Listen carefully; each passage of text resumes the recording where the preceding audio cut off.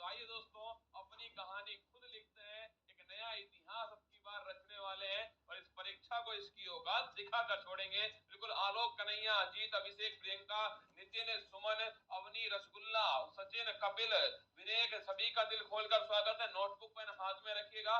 आज दोस्तों आपको मैं आर्टिकल 1 से आर्टिकल 165 तक जो महत्वपूर्ण अनुच्छेद है वो सब मैं आपको करवाने वाला हूँ।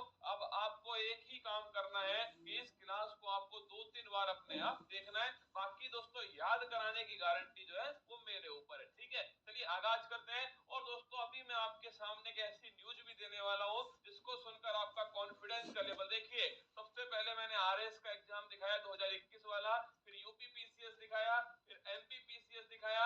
अब दोस्तों दिखाने वाला हूँ आपको वेस्ट बंगाल का पीसीएस एग्जाम। और दोस्तों उसमें 200 में से 100 से अधिक सवालों के स्क्रीनशॉट जो है क्लास के साथ में दिखाऊंगा। कल सुबह तैयार रहना।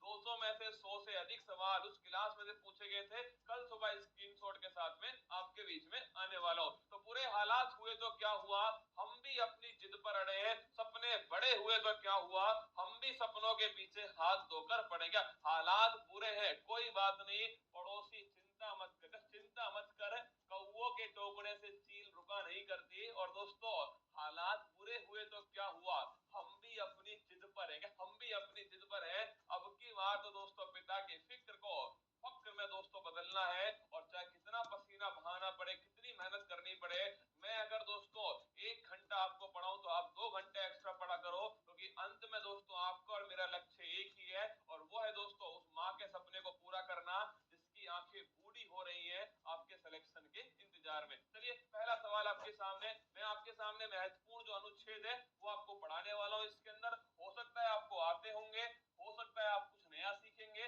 कुल मिलाकर आपका रिवीजन यहाँ पर होने वाला है। देखिए अनुच्छेद भाग 1 की बात को दोस्तों आपसे, जो भाग 1 है, अगर पूछे आपसे इस आर्टिकल भाग 1 का जो आर्टिकल नंबर 1 है, ये हमारे लिए महत्वपूर्ण है कि भारत दोस्तों इसमें कितने राज्य हैं और कितने यूटी है, ये सब इसके अंदर लिखा है। तो 28 राज्य और 8 यूटी जो है ये भारत के अंदर है, ये आपको दोस्तों पता होना चाहिए। 28 राज्य, 8 यूटी।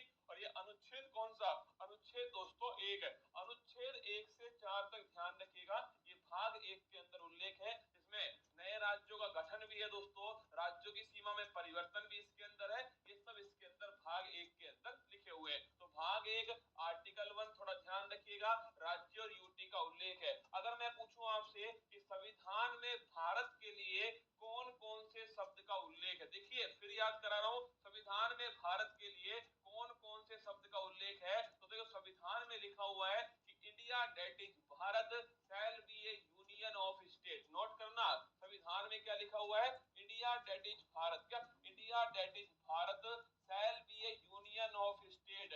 3 वर्ड काम के हैं कि इंडिया जो भारत है, क्या इंडिया जो भारत है वो दोस्तों क्या है, वो यूनियन ऑफ स्टेट है। ये भी आपको ध्यान रखना है। संविधान में हिंदुस्तान शब्द का उल्लेख नहीं है, इंडिया और भारत का उल्लेख है। और भारत दोस्तों क्या है, एक यूनियन ऑफ स्टेट है, ये भी आपको ध्यान रखना है।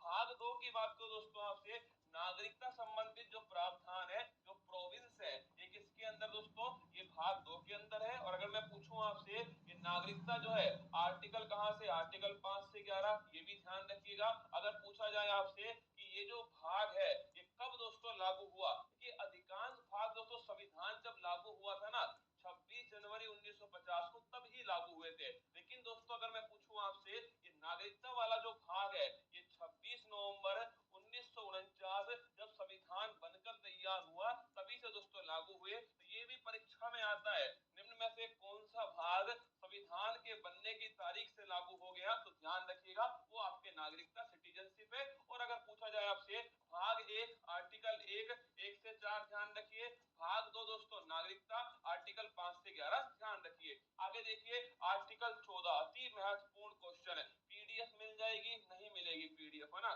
नोट करना है तो नोट कर लेना।